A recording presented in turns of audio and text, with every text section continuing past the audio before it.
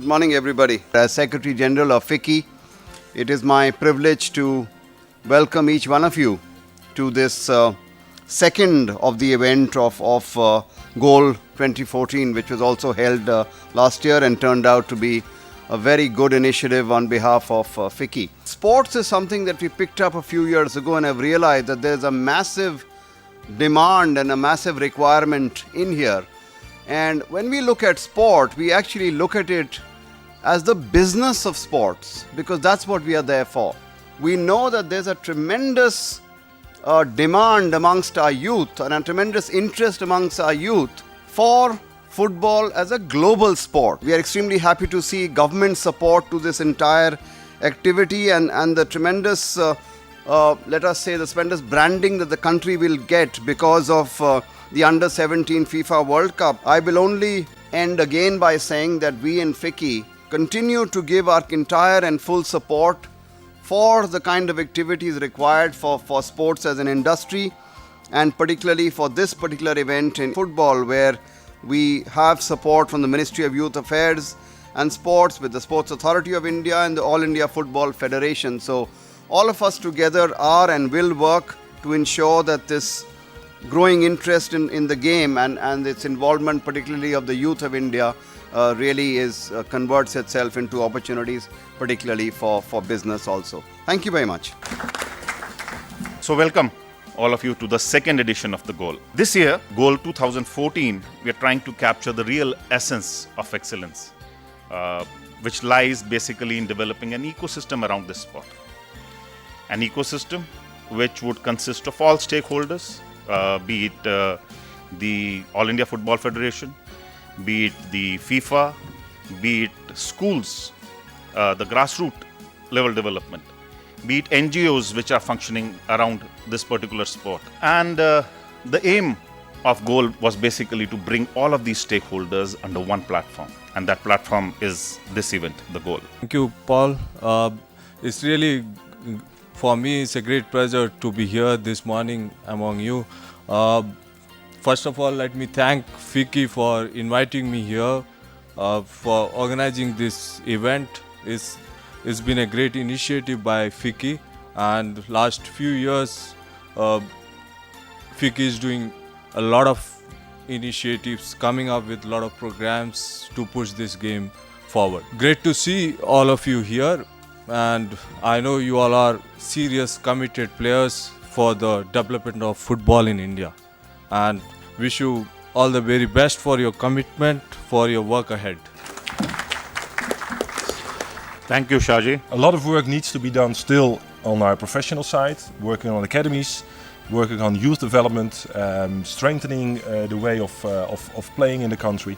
A lot of work is still to be done, but the improvement is there and we are going in the right direction.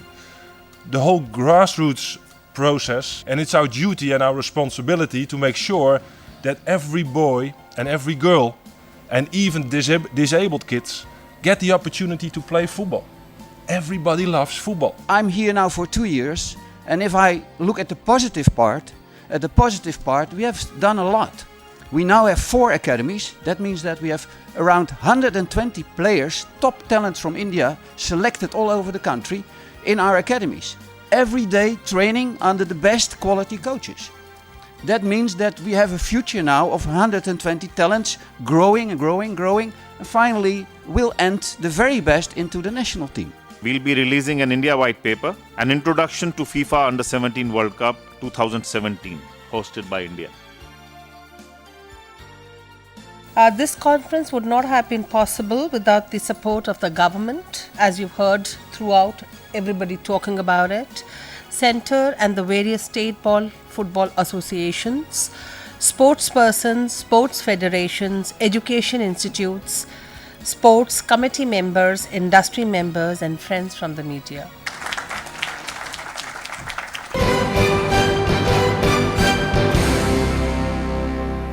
The first session of the day, and I hope we're going to have an interesting discussion about best practices in global football. And I think for that we've got a very, very interesting panel and contrasting styles which are there, but I think at the end of the day successful systems and styles. How difficult is it for you when you came here to see the system in India? When I came into India, I prepared myself really well. There's a great advert that says "Incredible India," but it is incredible. It's a huge country, but it's incredible in many aspects.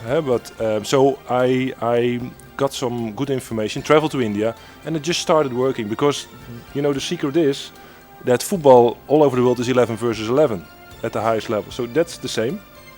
And then you start working with the players, and they're great lads. They're really great boys. The mentality is really outstanding in India once you start working properly. So that gives a lot of positive energy. What is it for you that India could or needs to learn from the Netherlands, from the Dutch model, really? But as Wim said, that basic league system and players playing in every village, you have 3, 4, 5 clubs. They have for the under 11s. They have 6 or 7 under 11s each team. So you can go there, you can train there under qualified coaches, and you can then play a game. Grant, let me bring you in. The Premier League is the most watched league, the most successful league in terms of, especially because of television. But when it comes to youth development, I've recently been to a couple of English clubs. The academies themselves say our problem is we can't get our players actually in the first team because they're buying always the big stars, because we need the stars. Otherwise, we can't sell the league. The English Premier League now is a global league. I think within our league now, 55% of the players playing in it are foreign. They're not English players, and it's getting harder and harder for players to break into that because of the financial aspect of success and failure. If you come into the Premier League from a Championship team, it's worth in the region now of around £100 million. Just to get elevated from the Championship into the Premier League.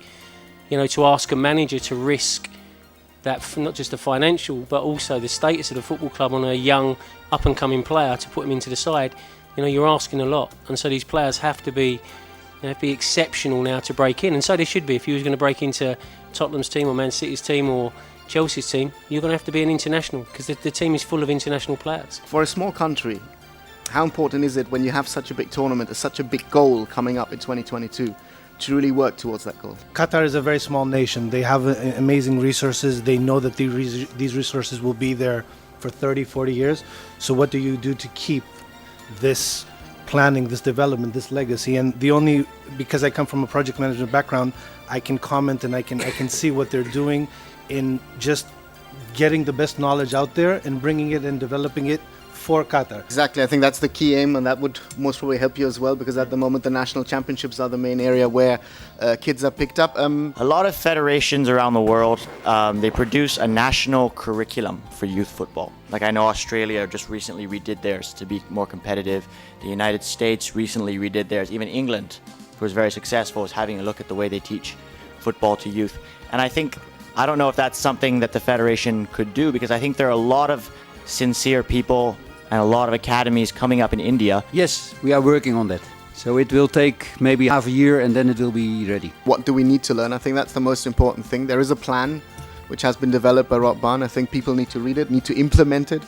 And then I think 10 years down the line, 15 years down the line, we'll see the results, hopefully. Maybe a little earlier, but it should not be rushed because that is really unrealistic, and we have to be realistic with our ambitions and aims. I thank all the panelists. Thank you very much, gentlemen, for being here, for coming here.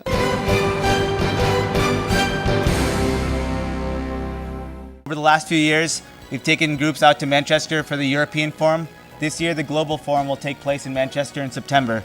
For those that aren't familiar with SoccerX, it's the world's largest football networking event, where business from all sectors of football in the industry are taking place, and people from all different parts of the game are there. So we thought, instead of India just sending 1 or 2 representatives there, why doesn't India put together a delegation that represents this great country and bring it over to the European Forum or the Global Forum so they can get a sense of what Indian football is really all about. It started back in 1987 with Tata Football Academy, being one of the first, or actually the first residential football academy that took place, or to be established in India, in Jamshedpur, in Jharkhand. Then in 1999, you have Sesa Football Academy. Sesa Goa started the Sesa Football Academy in Goa, and they also have they opened up a second one later in 2007.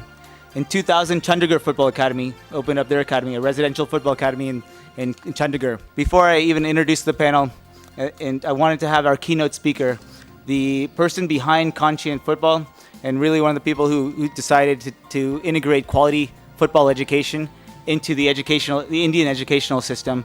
We have Rajesh Jain. He's the Director of Conscient Infrastructure. Development of focused and quality opportunities in youth sports, which with time and effort produce athletes who can compete internationally, eventually leading to success at all levels. We are of course excited by the prospect of the World Cup.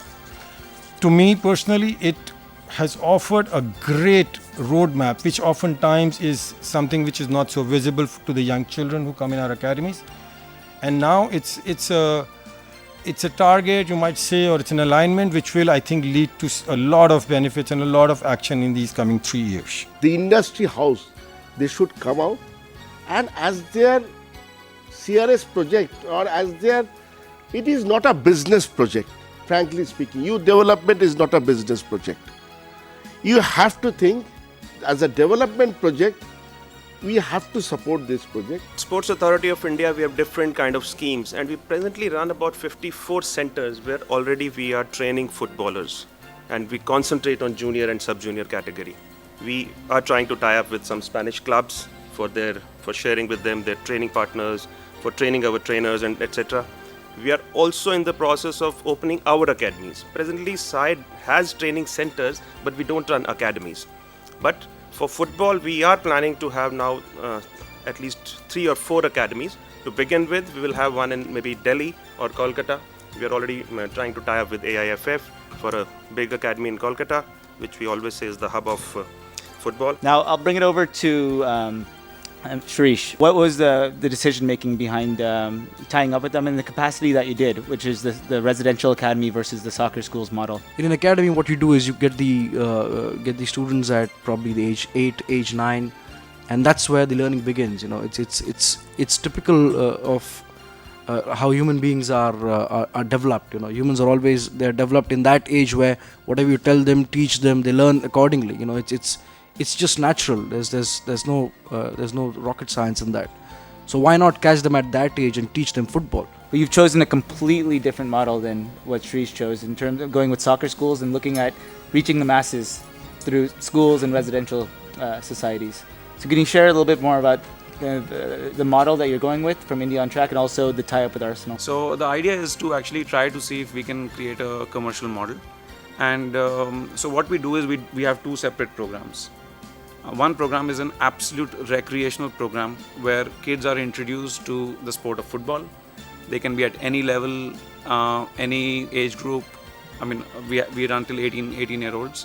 So it's basically just introduction to football and learning good quality football and growing your experience with the sport. That note, I think we're going to end this. We have heard a lot of great kind of anecdotes and we've heard a lot of great kind of backgrounds about how these individuals and how these organizations got to where they got as far as building and structuring the youth development component of our country. Now we're going to talk about the next step. We're going to hear from a couple gentlemen that have been involved in the game at all levels, and now as they help India get on the world stage with the U17 World Cup in a couple years. Thank you.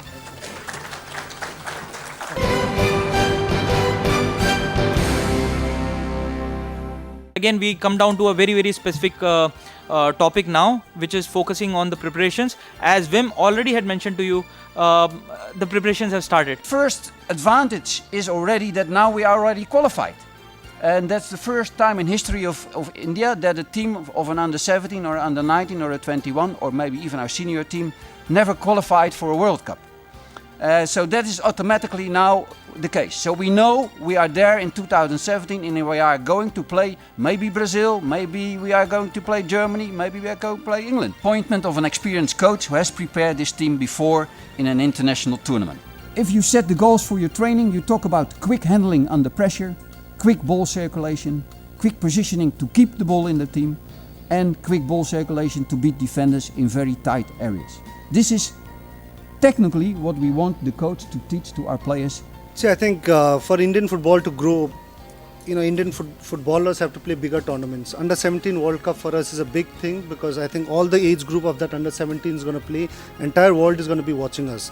Similarly, when we qualified for the Asia Cup, entire world was watching us, India. So it's important that Indian football, Indian teams, senior, under 19, under 21, under 17, you need to qualify and play into a bigger stages to get noticed.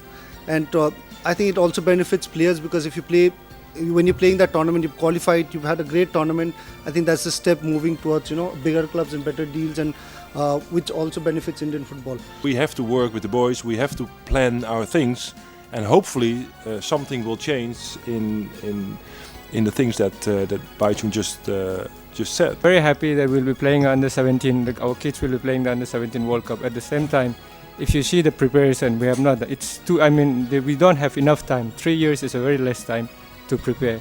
So as soon as we come down to the perfect plan, nothing will happen. Thank you so much again.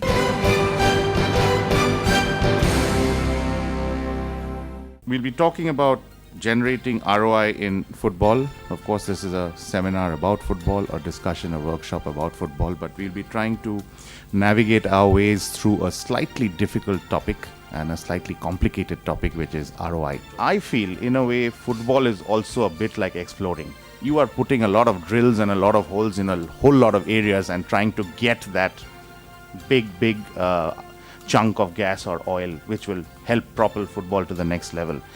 What has been your experience, A, and when it comes to ROI, what are your thoughts? Coming to football, yes, we have had very long association with football. We started somewhere in 2002, 2003, when ONGC started sponsoring this I-League. It used to be called as ONGC League, ONGC Football League. We were associated for about 6-7 years, spent about more than 50 crores on this, and later on, started sponsoring other events as well. There have been a lot of ups and downs in this game, but yes, I think I look at it in a very, very positive way and feel, and maybe after a few more years, I'm sure we are going to have international presence in football, which we used to have many years back. I think ROI for me in the football industry particularly it's a return on innovation and ideas.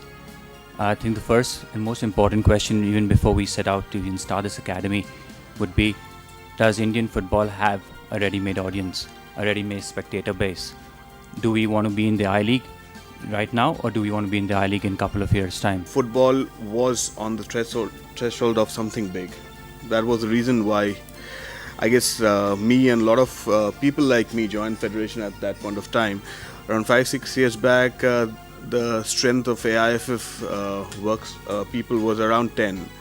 Today, I think we've got about 60 full-time people working, professionals. Average age has come down from about 50 to about 30. So a lot of young people, young graduates coming out of different postgraduate degrees and other places, willing to work in the federation. That's great. In my mind, how football will become what it has the potential to, and I'll really divide it in 4 categories. One is really talent, and I'm sure Ardashir will talk a lot about that. The other is the whole infrastructure availability, and when I say infrastructure, one is at the showcase level. When you play the sport and you showcase it in terms of stadiums,